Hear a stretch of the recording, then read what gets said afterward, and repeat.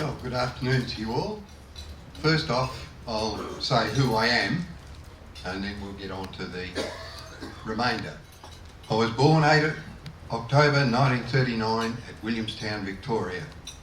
The family moved to Western Australia in 1947, and we lived in Bassendean, where I grew up and eventually left home. I was at Teachers College 1959 and university same year.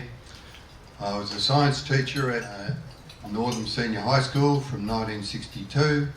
I was an acting senior master of biological science at Perth Modern School in 69, and I married in 1968 a lady called Eleanor Scrimshaw, probably not known to any of you.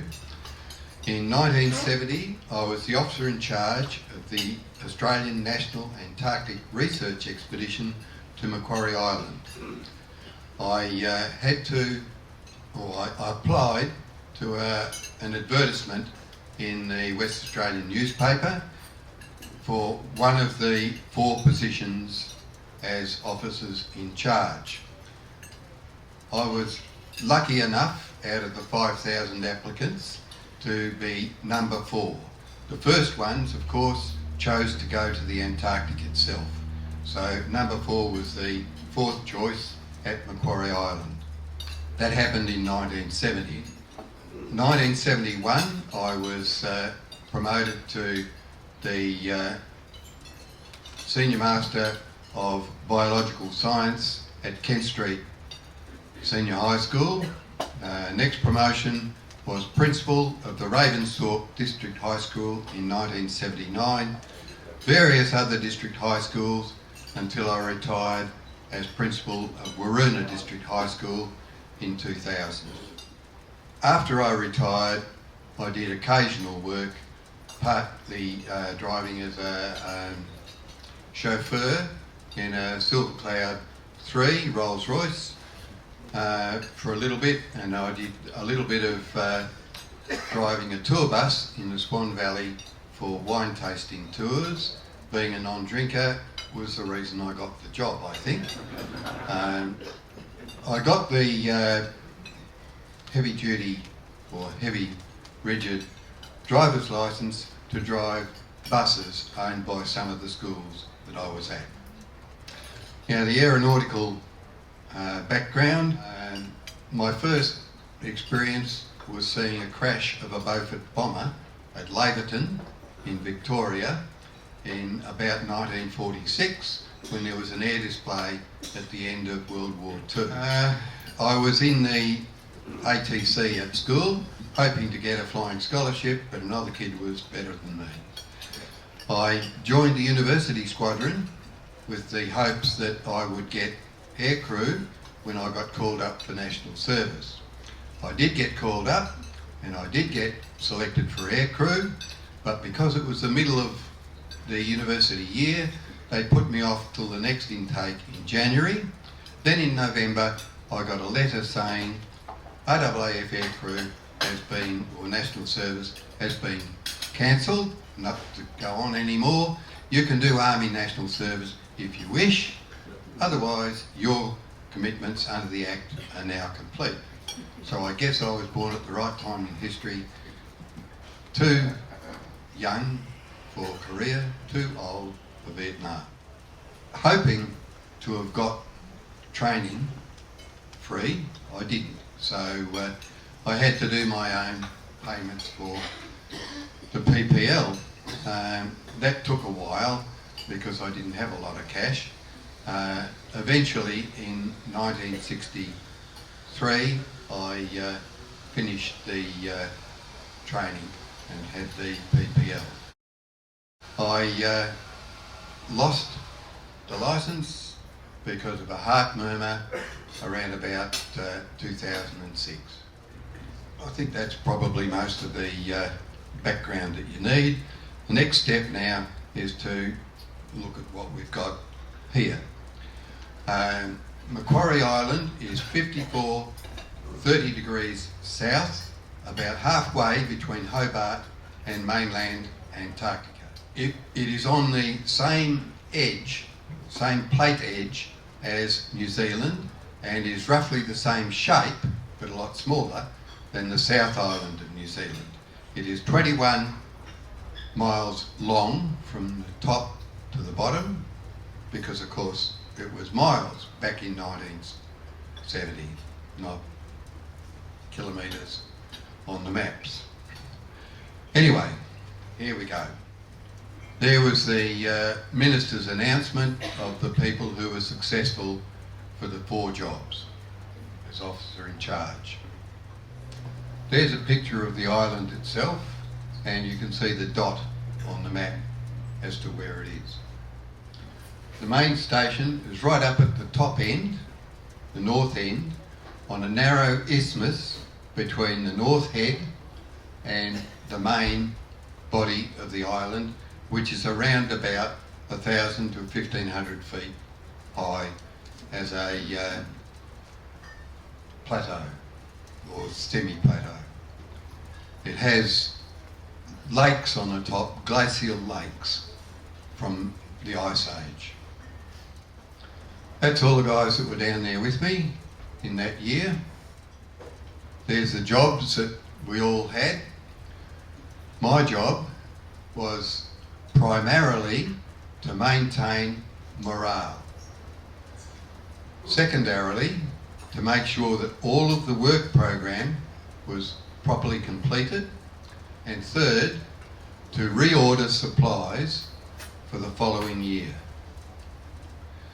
We got all the things we needed taken down in the ship, and we didn't see anything else, no other persons, until such time as the ship came down to collect us a bit over a year later.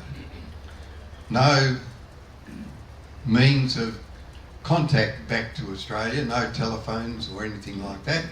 The only thing you had was Morse code via amateur radio if you wanted to talk to family back in Australia. Now here is the first one is the sunshine recorder.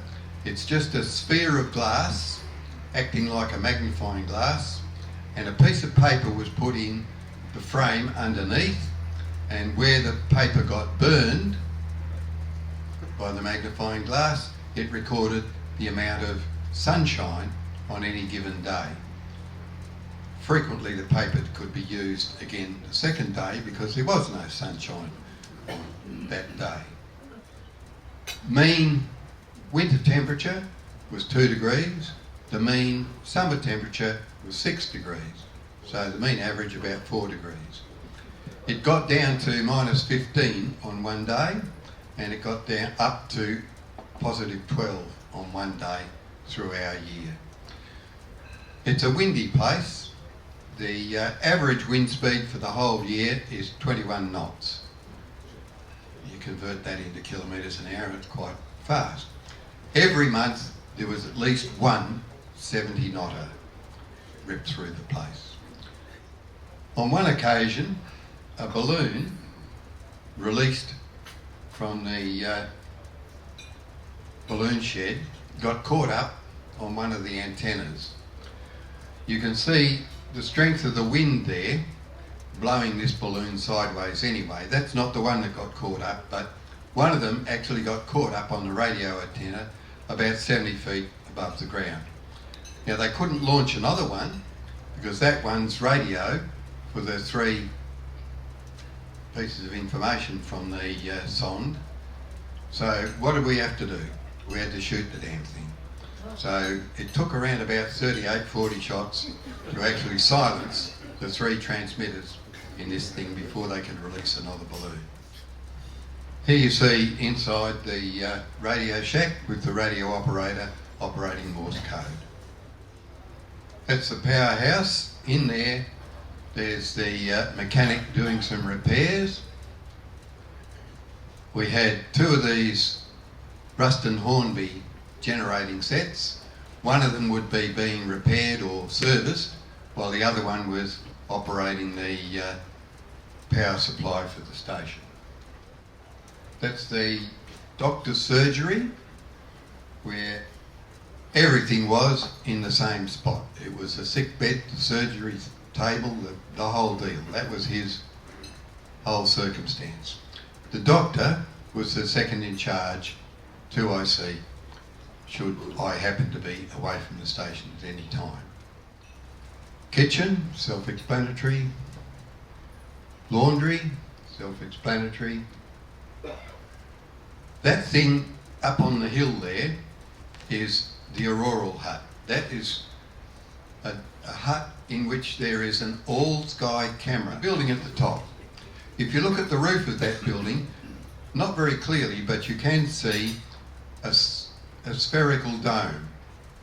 Inside that spherical dome, there is a camera with a huge reel of film, and it would take a picture of the whole sky, an all-sky camera. It would take a picture every minute of daylight time and night time. Now, the camera was recording any auroral activities, and there was another camera exactly the same at the other end of the same magnetic line of force in Alaska.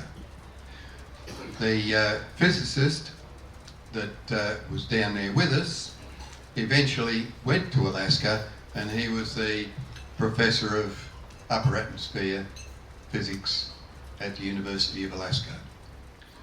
He was doing his PhD at that time, and his PhD was based on measuring the total electron content of a vertical column of air above the station.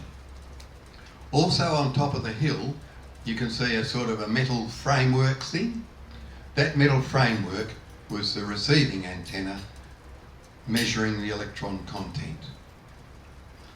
Down at the bottom of the picture, you can see what was one of the jobs that our year was doing, which was to produce a new water storage tank for the main station.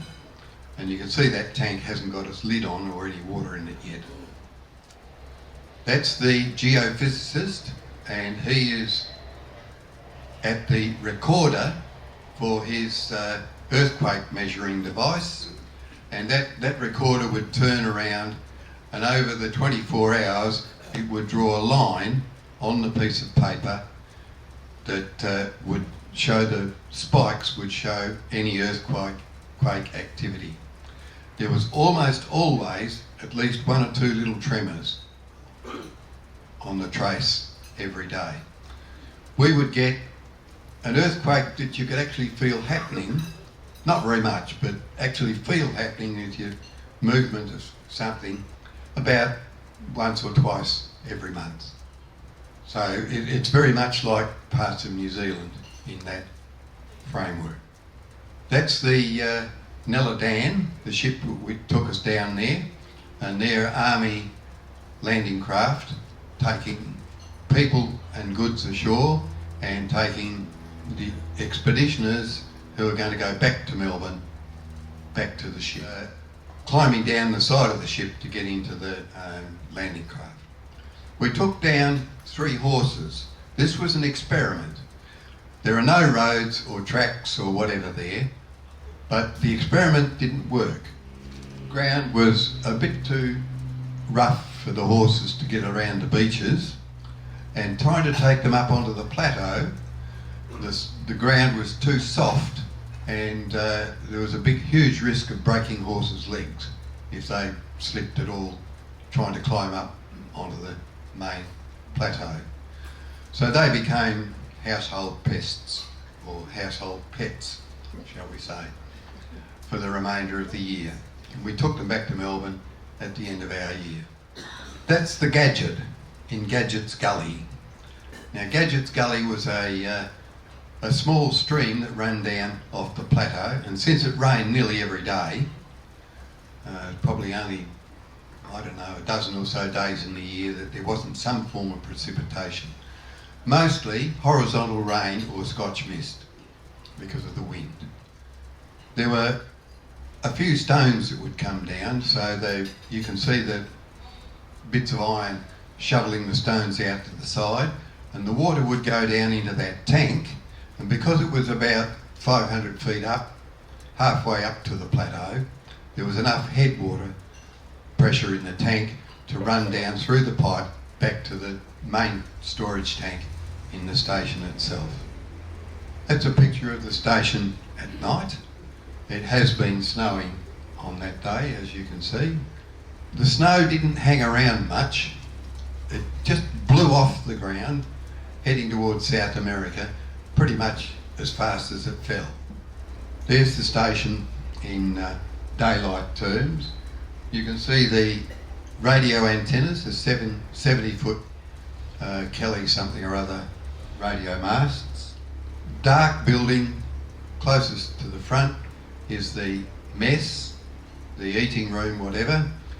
And you can tell that the kitchen is at the left-hand end because you can see the chimney for the wood fire in the kitchen.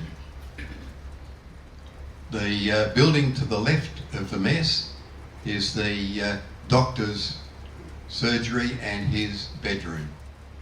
The long building, one of the two bedroom, cabins for the rest of the people. There's another one of those sticking out sideways to the left, but not in the picture, left of the doctor's surgery, but it's virtually the same as the one straight ahead. The one straight ahead has in front of it the powerhouse, and to the right of that is the oikery, which is where I had my bedroom and my office. Just to the right of my office, stretching back towards the mess a bit, there's another small building which was called Fort Knox. In there was locked up all the alcohol and cigarettes. Off to the left of the picture, you can see the other buildings for the various science activities. The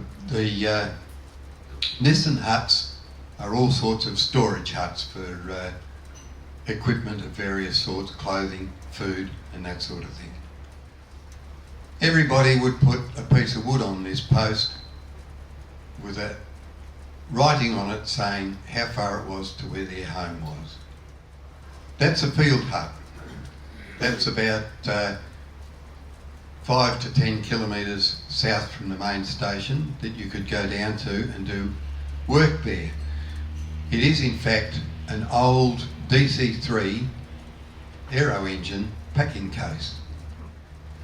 That is all that remains of Mawson's original radio station when Macquarie Island was first set up, and he as his repeater station, because the radio from Antarctica itself was too far to get back in one jump to Australia. So he would send his messages to Macquarie and Macquarie would send them on back to Australia. They're Auroras, that's obvious. No need to describe what they are. The red thing is the radome over the weather radar. There's a radar inside there that would track, when the sondes were let loose, you saw that triangular thing above the sonde attached to the balloon, which was a flywire thing, metal thing, that was the radar target, and the radar would measure elevation, azimuth and distance to the sonde as it was going up. You are now standing on top of the plateau at the south end of the island. You are about 1,000 feet above the surface. If you look down at the bottom, you can see elephant seals, which are about 5 or 6 metres long, lying on the beach. That gives you an idea that you are a long way away from those buildings. To get to the bottom, you would run down the scree, because if you tried to walk, you'd fall over. So you would run down the scree and it would take you 3-4 minutes maybe to get to the bottom. Coming back up again, you couldn't go up the scree because you'd slide back down as fast as you went up. So what you had to do was to go either side of the scree and climb up through the tussock grass and the rocks. And it would take about 3/4 of an hour to get back up to the top again. 3 or 4 minutes to get to the bottom, and then 3/4 of an hour to get back up to the top if you wanted to walk to anywhere else on the island. The island was originally found by sealers way back in the early 1800s, and they boiled up the elephant seals to get the blubber for the seal oil, rather the same way as whale oil was used as a fuel for lights or cookers. They also killed the fur seals to provide sealskin coats for the mariners. That's me at the edge nearest to you, wearing the same jacket that I'm wearing now. We would have a slap-up meal with lots of booze and whatever once a month.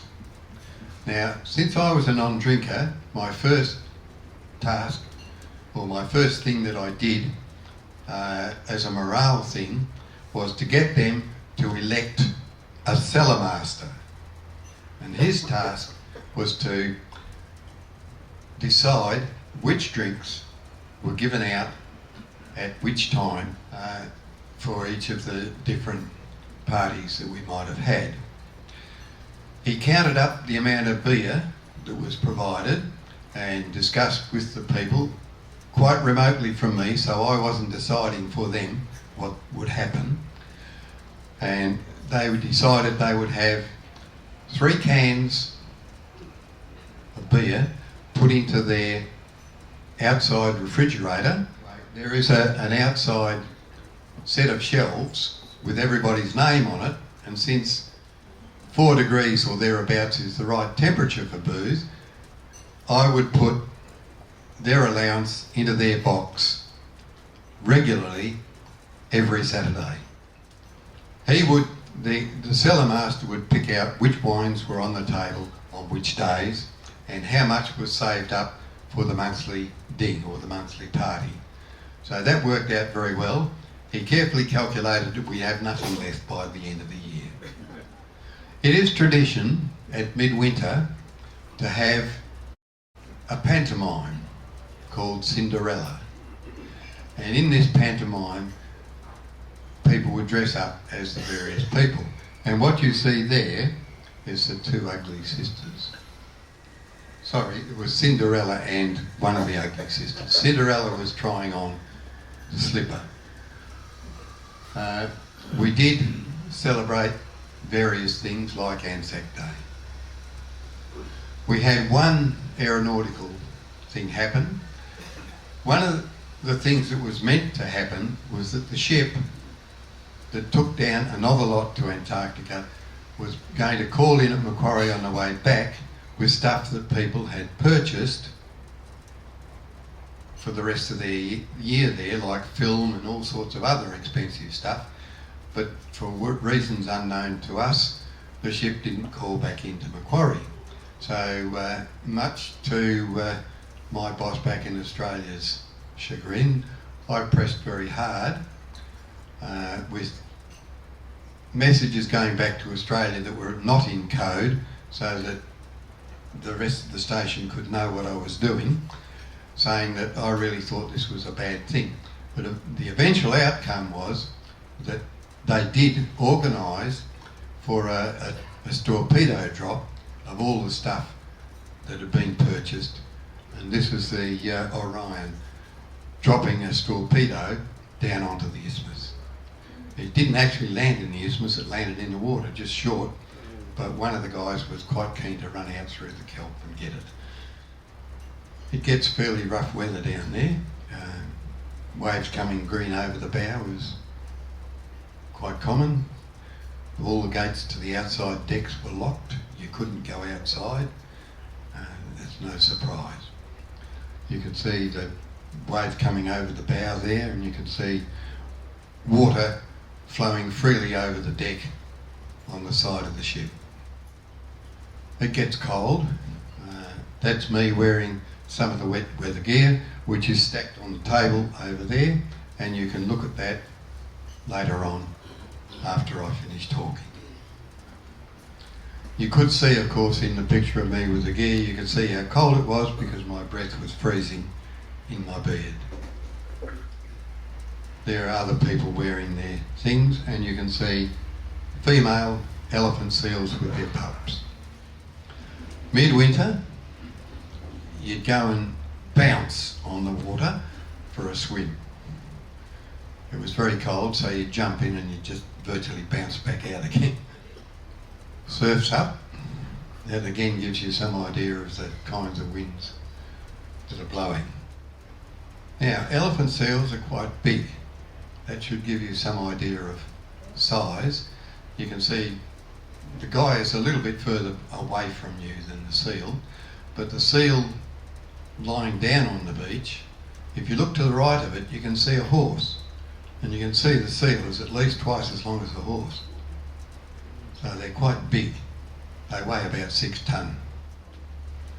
And what you're seeing here is a female giving birth to an elephant seal pup. And the other picture is part of the harem on the beach. Another picture of a harem. Here you've got an elephant seal making his way to shore, flopping his way ashore, in fact, through the floating big kelp. That is juvenile males. There's a couple in the background practicing to fight, and the ones in the middle are swimming around in a wallow. The colour of the wallow is that because they poo in it. Here's a couple of males, adult males, fighting over who gets to have the harem. Another picture that shows the structure of the island itself. You are part way up the high bit at the top on the left called North Head, which is only about 500-600 feet high, and you can see down at the station on the isthmus, and beyond that you can see the main body of the island, which is a plateau up on top with lakes and tarns. The two seals that you see here, Hooker's sea lion and the leopard seal, don't breed at Macquarie, but they do come ashore.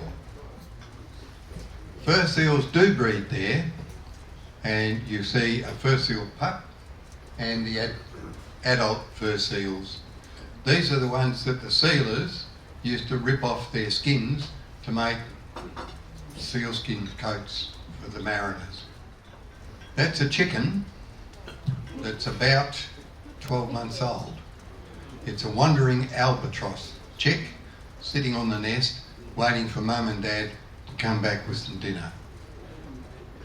They both spend most of the time at sea getting enough food to keep the chick alive. They only have one egg, one chick. They're a fairly big bird. They have the longest wingspan of any flying bird, the wandering albatross. That is another chick on its nest. This one is a light-mantled sooty albatross, and they put their nests on hard-to-get-to ledges on the cliff sides going down from the plateau.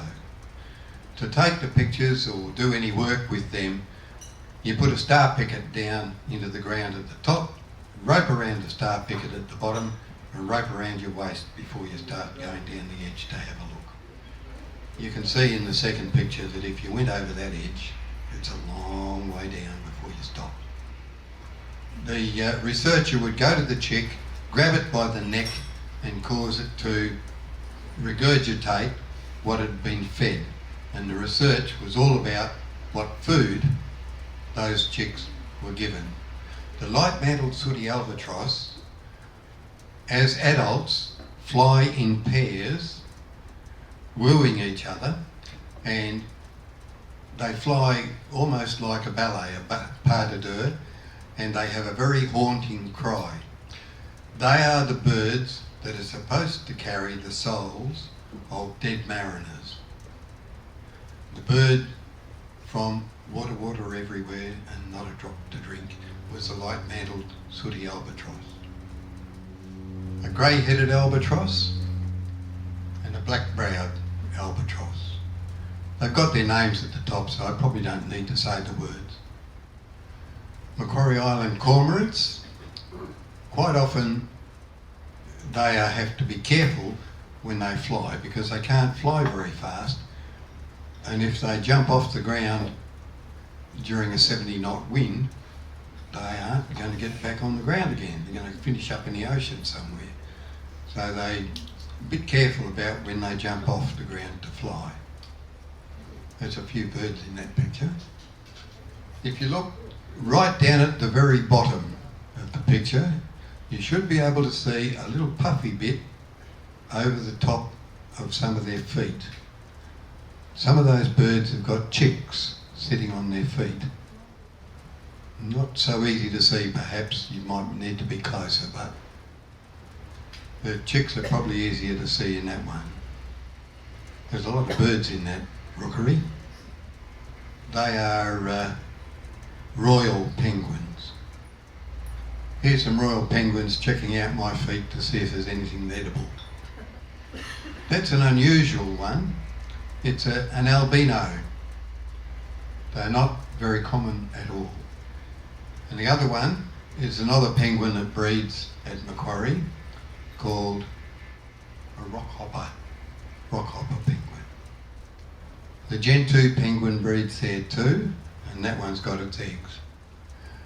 I think the other ones are the prettiest penguins in the world. They're not the biggest are the emperors, but those ones are called kings, and the colours around their neck and head are much more clearly demarked than they are in the emperors, which you see more often on the TV things. Again, you can see they have the tail feathers stick down like a little prop, and then they lift their foot up at the front and sit the eggs on that under a little pouch of skin. Keep the egg warm so that it doesn't get cold on the freezing ground. That bird is called a skewer, which is a carrion bird, and you can see that they're hopping into the placenta of a recently born pup. That's another fairly big bird. That's a giant petrel, the white phase on the left and the dark phase on the right. They stick their whole neck in through those holes in that seal carcass to get in past the blubber to get to the meat further in. So their whole neck goes into that hole that you can see in the carcass. The one on the left is a Steward Island Weka, which was one of the pests brought to the island from Steward Island, which is a New Zealand island, by the sealers. They took them there because they are a ground rail and fairly easy to catch for food. They also took down at the same time rabbits for food. Some cats escaped, and rats and mice also. So the sealers' heritage was mice, rats, cats and rabbits. The rabbits have pretty much been extinguished.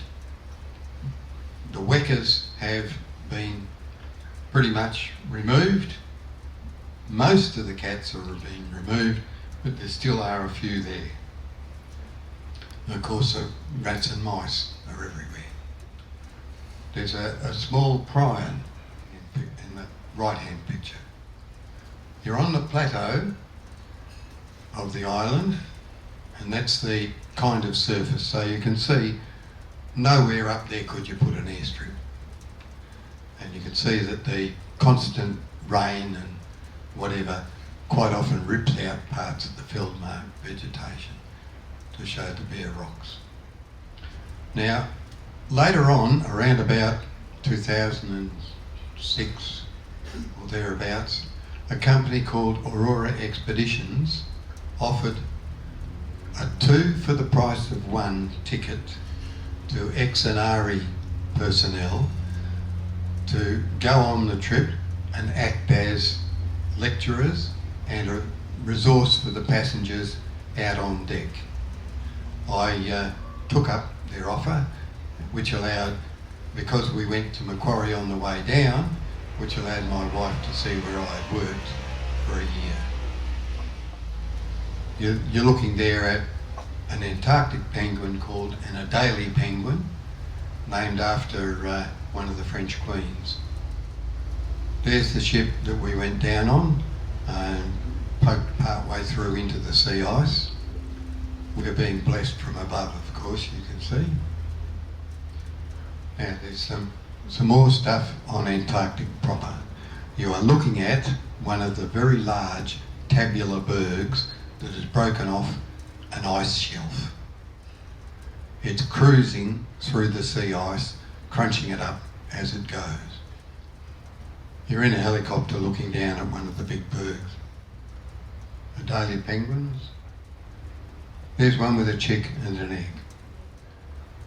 Lots of the edges of the bergs, if you go near them in a small rubber ducky thing, you can see the various colours in the ice. And blue ice is ice that's been fairly heavily compressed by weight of more ice on top of it in icebergs or in glaciers. What you're seeing here is a bit that's broken off the end of a glacier and it's tipped over on its side a bit.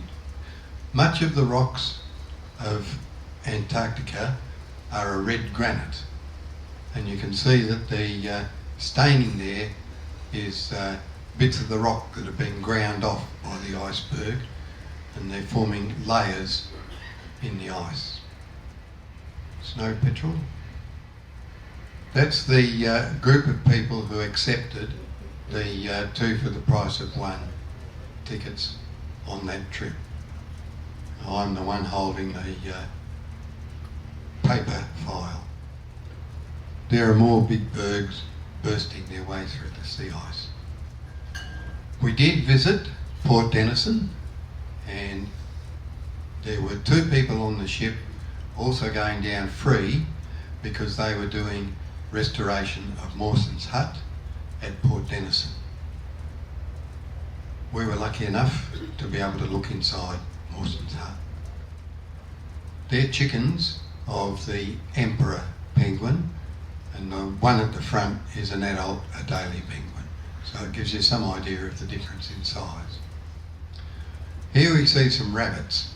These are rabbits at Macquarie in my year there. They're pests, and one of our tasks was to try to eliminate them with myxomatosis.